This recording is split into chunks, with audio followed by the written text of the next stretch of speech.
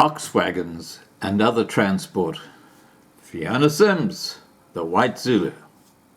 This is her next article.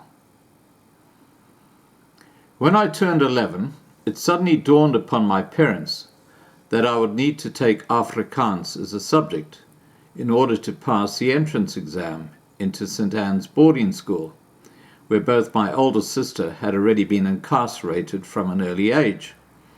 Our farm manager's wife, Mrs. Bannatyne, who was supposed to be teaching me, was an Englishwoman, and I didn't speak a word of the language, nor did either of my parents, even though Mum had grown up in the Cape. Once she met Dad, she very quickly shed all her ties to her Boer ancestry and pretended that she had grown up barefoot in the Karoo, playing with the coloured children on her father's ostrich farm. She gave the illusion that she had suddenly materialized as an elegantly beautiful teenager, living in the spectacular Cape Dutch manor house of Alphen, where both my gran and she was born, and which is surrounded by magnificent vineyards in the Constantia Valley in the Cape. Dad had refused to learn the language on principle, but regretted it bitterly once they got a television set. When the rugby or cricket commentary was on in Afrikaans, he had to perch his little transistor radio on top of the TV, tuned to the English commentary. I had never learned a single word of the language, nor could I read or write it.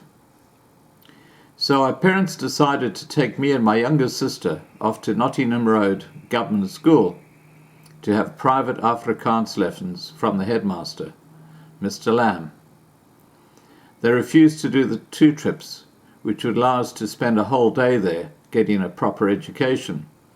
Instead, they arranged that they would drop us off after school was about to finish, and the 2 of us would sit in a classroom by ourselves to be tutored by the headmaster. It was a very small school, consisting of only 2 prefab classrooms, probably asbestos, perched on breeze blocks, and it only had 2 teachers, Mr. Lamb and his wife, Mrs. Lamb.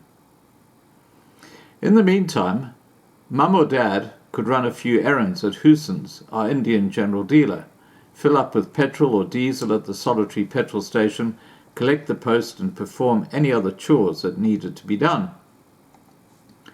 There was no coffee shop, library, nor even a pharmacy at Umtileni, the place of dust, as Nottingham Road was known to all of us. The railway station was huge, as were the stockyards, and there was also a small tin shed which served as a blacksmith shop. The smithy would come out in his bakkie every autumn to shoe Dad's polo ponies. There was, however, a filthy, fly-ridden little corrugated iron hut with torn chicken wire instead of windows, and this was our butchery. The butcher, Darnie, had whole sheep's heads hanging from the hooks in his windows, and a cracked old counter with blood-smeared linoleum nailed onto it, on which he chopped up the meat. Everything was crawling with flies, and I was glad that we slaughtered our own cattle and sheep. Finally, of course, there was the obligatory and very busy bottle store. Those Afrikaans lessons were a very exciting new development, and my mother paid our station master's wife, Mrs. Sutherland, to make us green and white checkered uniforms, which we wore with black shoes and white ankle socks. The first day we arrived, there were a few white children still milling around the school gate, either waiting to be fetched or grouping up to walk home at 2 o'clock. I eyed them curiously, and they stared back at me and my sister with equal scrutiny. I wished that I could go and play with them, especially as there were some swings, monkey bars, and a slide in the playground, something else I'd never seen before. But God forbid that we play with common children. Mr. Lamb was an excellent teacher, and he brought the lessons alive in spite of the fact that he had a very strong Northern Irish accent, and to hear him speaking Afrikaans was a little like hearing our favourite French nun, Sister Theophanie, speaking Zulu. Already being pretty much bilingual, I learned Afrikaans very quickly and thoroughly enjoyed speaking it. My little sister was an undiagnosed dyslexic. Our parents never realized that she hadn't learned to read until she was 7 years old, as they took so little interest in us girls, and she struggled terribly with the language. The patient Mr. Lamb spent an hour with us and then sent us home with his homework, which I never did. I had asked him to lend me some Afrikaans children's books, and I read those instead. Towards the end of our second to last term being tutored in Afrikaans, my father, having decided that there was no getting away from the fact that he was due to have 4 daughters at St. Anne's the following year, traded in his modest, medium-sized grey Mercedes saloon for an enormous black Pontiac. The size of a tennis court on wheels, it was encrusted with shiny chrome excrescences and had a battery of glowing ruby-coloured brake and tail lights at the back. The rear fins gave the impression of an aircraft carrier's bow and covered a cavernous boot. The front grille looked like a silver grimace flanked by huge twin headlights, and there was plenty of room for our family of 6 on the big leather bench seats, back and front.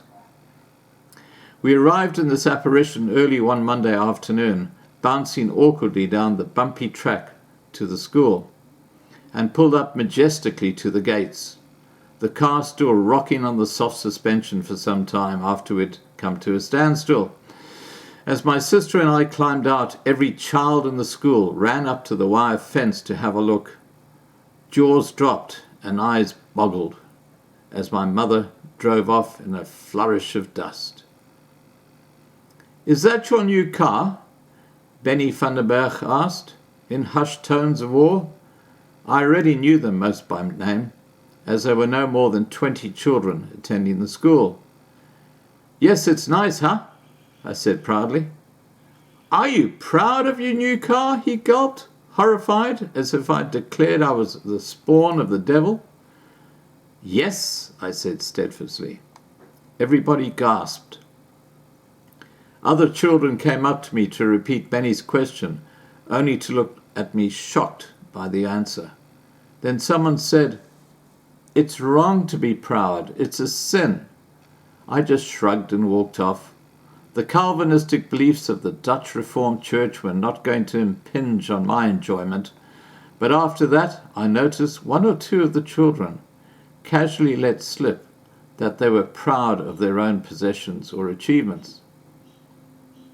The big black car was dubbed Gigi Bia, which was soon shortened to Gig by my father, named after the large, stout Indian Hindu matrons who wore ornate, glittering and bejeweled saris in bright colours of scarlet, emerald, green and gold. They looked like glorious birds of paradise when shopping in the Durban markets. The enormous car coped adequately with our rutted, corrugated roads in dry weather, behaving a little like a boat on rough seas and causing my older sister to become car-sick for the very first time. But it was a nightmare in the wet season, slipping and sliding on the slick red mud that constituted our 20 miles of dirt road from the farm into the station. If it looked as if it was going to rain, my mother would get Beginschlela, her gardener, to put on the chains on the wide balloon-like white-walled tires before we left, and would crawl frustratingly slowly, clinking and rattling to school. If we were caught out in the frequent sudden spring thunderstorms which signified the start of the wet season and which could release a cloudburst, a torrent of rain up to several inches within an hour, my mother would have to stop, cursing, and we 2 little girls got out reluctantly to wrestle the horrible, heavy, clanking chains onto the slippery, muddy wheels. Would start by laying all 4 sets of chains out on the mire in front of the wheels, hoping that they were the right way up. My mother drove cautiously onto the chains and would yell, "Stop!" when the wheels were in place.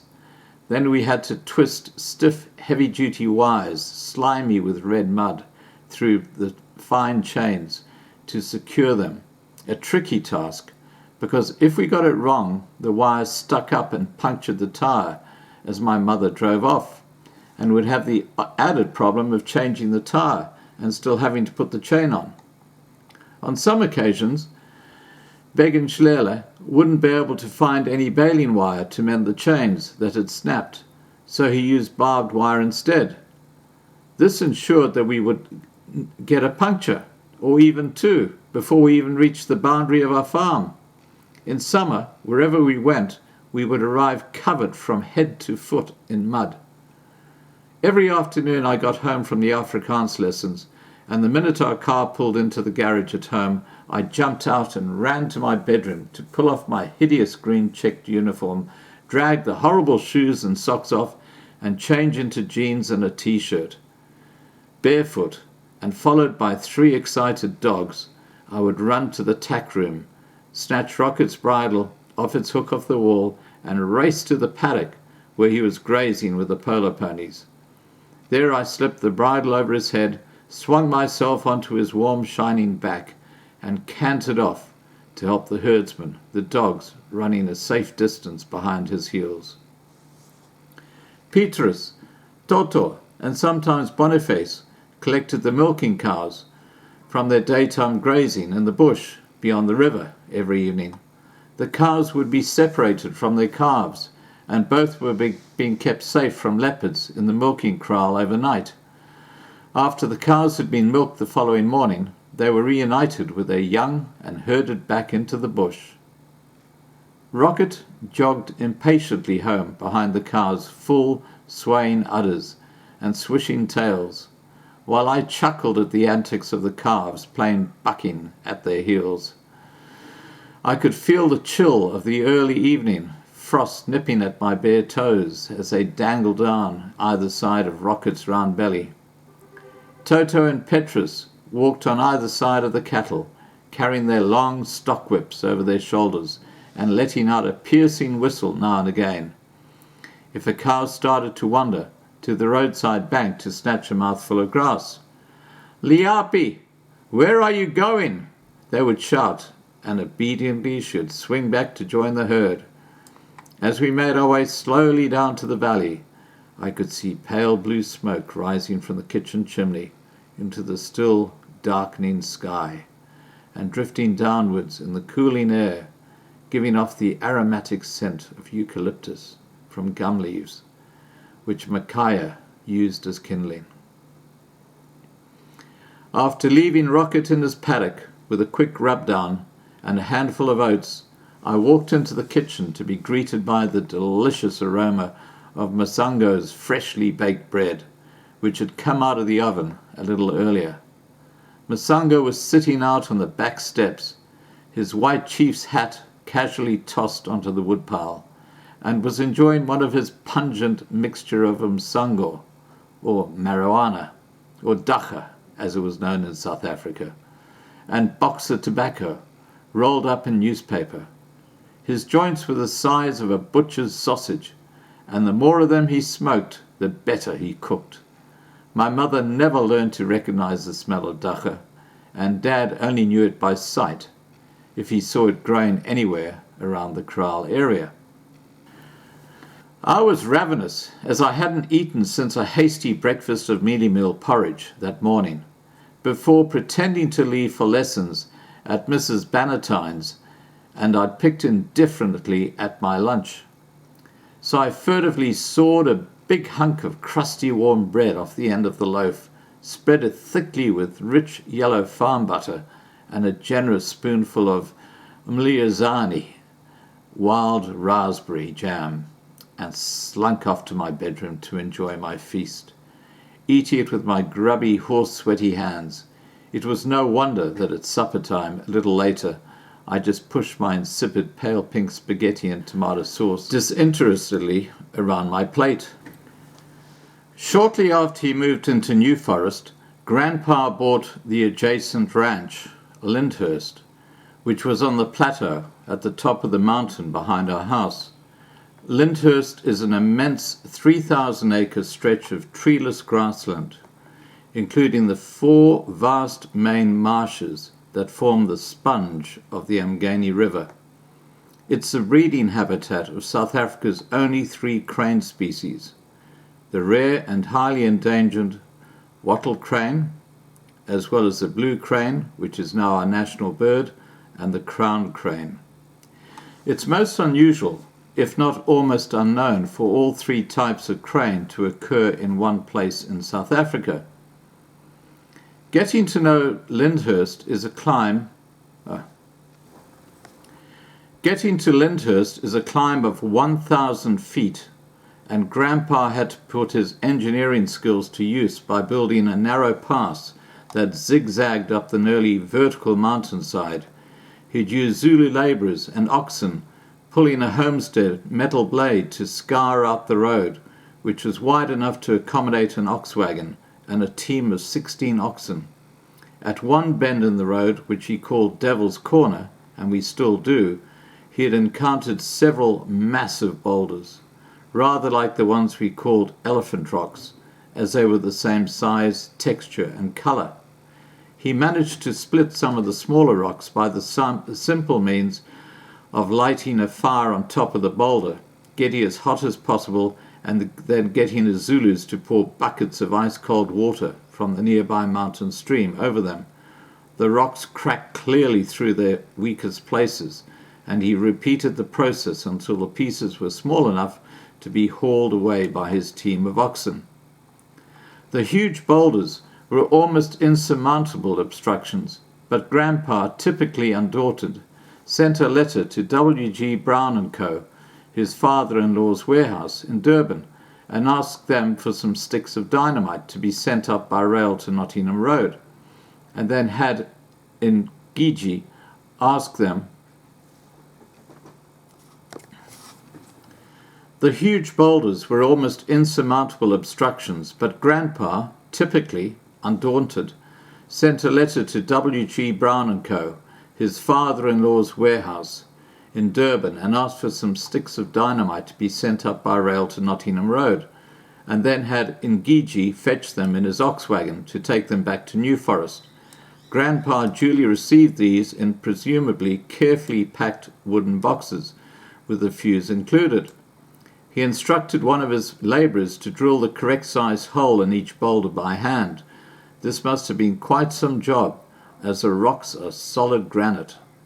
Grandpa placed the sticks of dynamite into the holes, gave his induna, Robert Ndidi's father, a box of matches, and said, "Go and light the bit of string, and then balega, pronounced balega, as fast as you can," which means get the heck out of there. So, balega as fast as you can to the furthest boulder away and hide behind it. Grandpa had already placed himself well out of reach of any possible flying debris.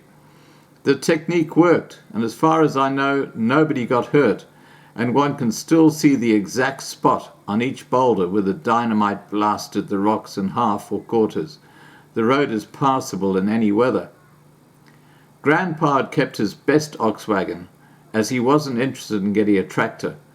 The terrain of our farm was so steep and rugged that hardly any vehicle, even a tractor, could tackle it. There was also the K factor. Being incapable of any kind of maintenance or learning about mechanics, his African labourers would have wrecked him in no time.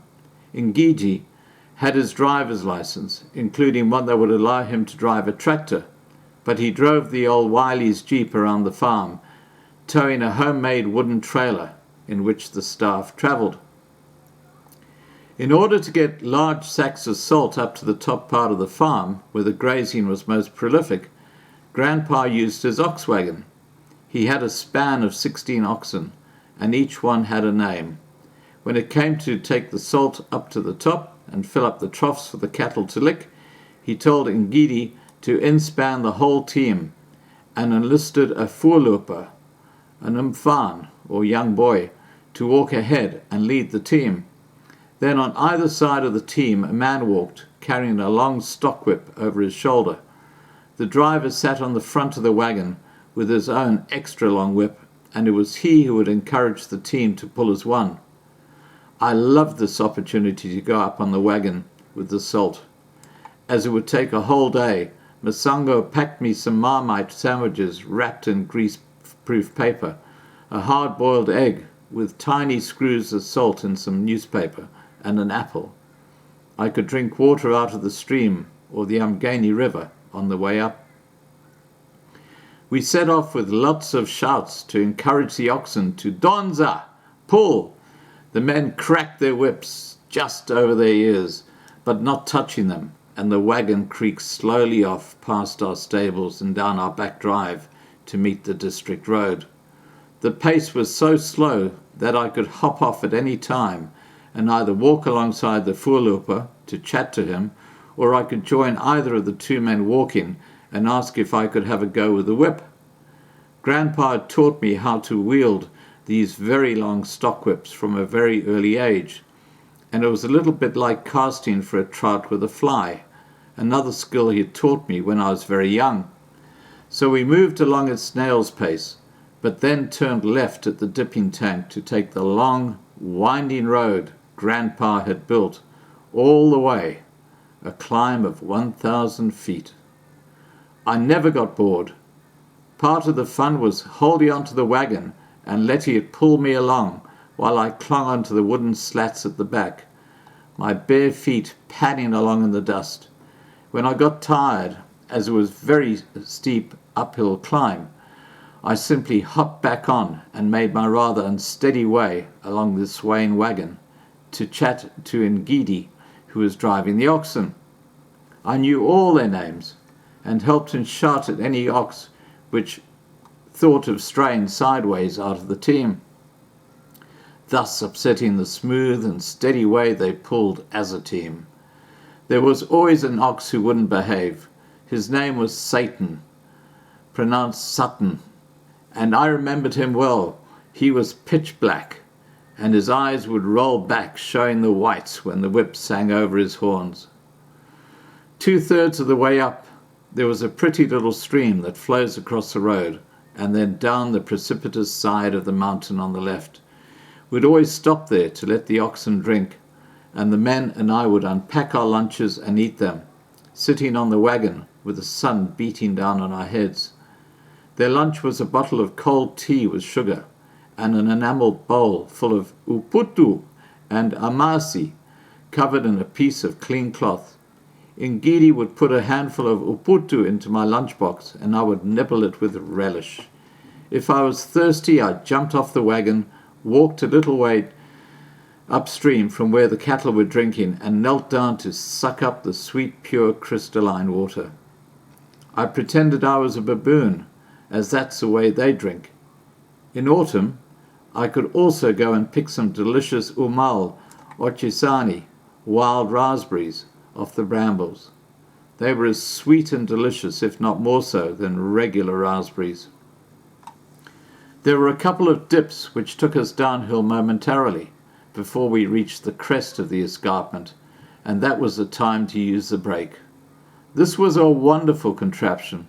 It was a handle attached to the back of the wagon and had two very sturdy metal rods, each of which was fastened to a big block of wood. If you needed to put the brakes on, you had to wind the handle in along its greasy thread, forcing the rods to jam the blocks hard against the metal-shod wooden back wheels.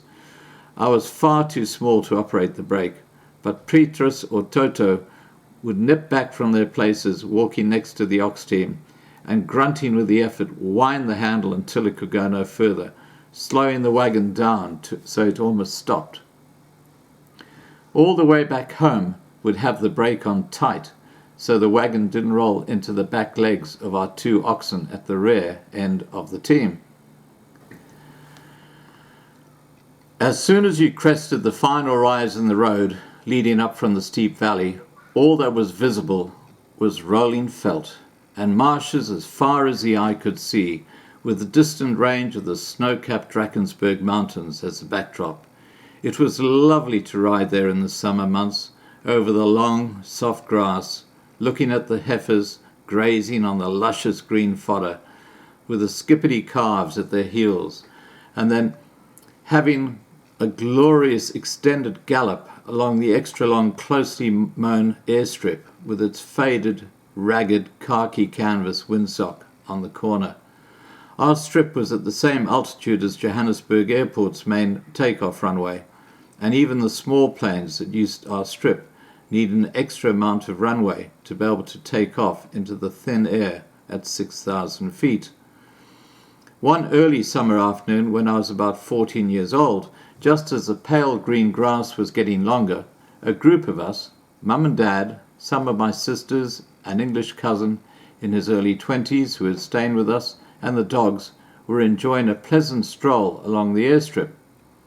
Dad had parked the Land Rover at the very edge of the strip and was doing a routine check for molehills, which would need to be scraped flat before they became hummocks and dangerous to aircraft taking off or landing.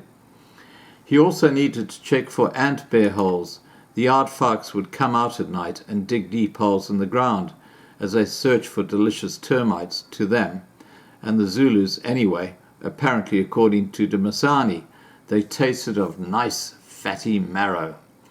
These deep holes posed a hazard and needed to be filled in by hand with shovels by his labourers.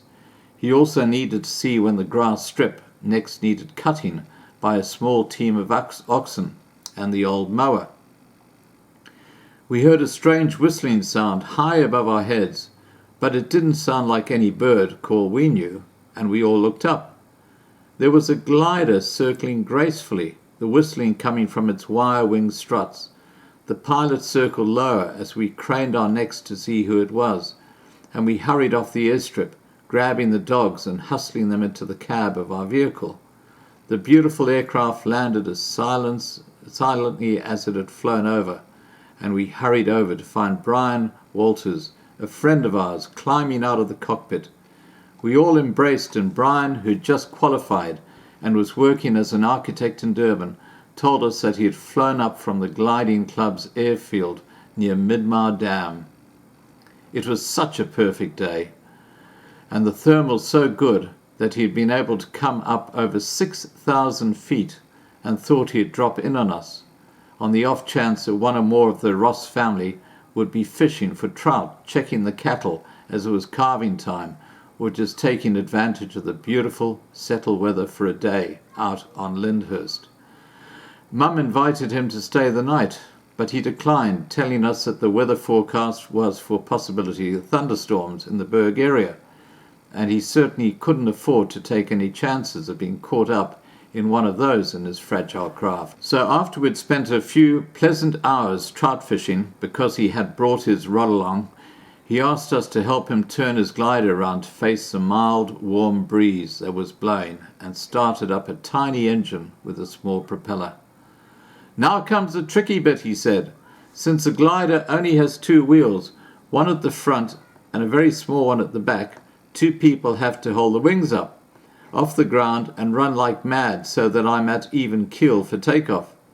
I jumped at the chance to show off, and our cousin rather more reluctantly volunteered to hold the other wing, and off we went. Brian had his engine at full throttle, and as the glider gathered speed, we runners had to really pick up the pace and belega to keep up with him. Just as I thought I couldn't manage any more speed and was racing along barefoot through the grass, Brian dropped his hand, signaling to let go, and the craft soared up and away into the sky as gracefully and silently as it had arrived.